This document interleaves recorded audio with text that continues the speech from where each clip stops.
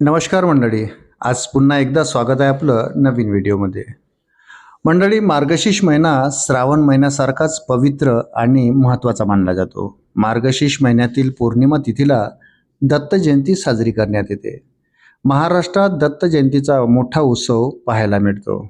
यंदा म्हणजे 2025मध्ये दत्त जयंतीला विशेष योग अनेक वर्षांनी जुळून आले आहेत.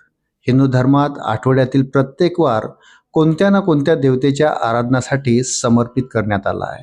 दत्तगुरूंचा जन्म हा संध्याकाळी प्रदोष काळात झाला. त्यामुळे दत्त जयंतीचा उत्साह हा दत्ताचा पाळणा संध्याकाळी हलवून केला जातो. पंचांगानुसार मार्गशीर्ष पौर्णिमा 4 डिसेंबर 2025ला सकाळी 8:38 पासून 5 डिसेंबर 2025 सकाळी 4:44 पर्यंत असणार आहे. उदय तिथीनुसार गुरुवारी 4 डिसेंबर 2025ला दत्त जयंती साजरी करण्यात येणार आहे. दत्त जयंतीच्या दिवशी सकाळी लवकर उठून आंघोळ करावी. त्यानंतर दत्तात्रेय महाराजांची मूर्ती किंवा फोटोची पूजा करा. पूजा करताना मूर्तीचा तुम्ही अभिषेक करा. त्यानंतर अष्टगंध लावून महाराजांना हार फुले अर्पण करा. धूप, अगरबत्ती आणि शुद्ध गाईच्या तुपाचा दिवा लावावा. यानंतर तुम्ही दत्त महाराजांचा नामजप करा. दत्त बावने, गुरुचरित्र अध्याय 16 व 18 वाचा. गुरुलीलामृत, स्वामी चरित्र सारामृत हे दत्त संप्रदायातील ग्रंथ वाचा. त्यानंतर आरती करून प्रसाद वाटा. दत्त महाराजांना पुरणपोळीचा नैवेद्य दाखवावा किंवा कोणतीही पिवळी मिठाई, फळे देखील तुम्ही नैवेद्यात दाखवू शकता. दत्त जयंतीच्या मुहूर्तावर अनेक दत्तभक्त हे गुरुचरित्र ग्रंथाचे पारायण करतात. हे पारायण दत्त जयंतीच्या 7 दिवस आधीपासून करतात. पारायणाची समाप्ती ही पौर्णिमेला म्हणजेच दत्त जयंतीच्या दिवशी करतात. त्यानुसार भाविक 7 दिवसांचे पारायण पूर्ण नियमाचे पालन करून करतात.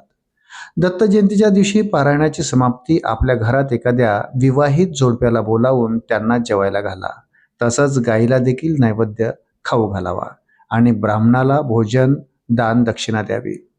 दत्त मंदिरात जाऊन देखील तुम्ही अन्नदान याविषयी करू शकता. अशा प्रकारे दत्त जयंतीला पारायण करण्यात येते.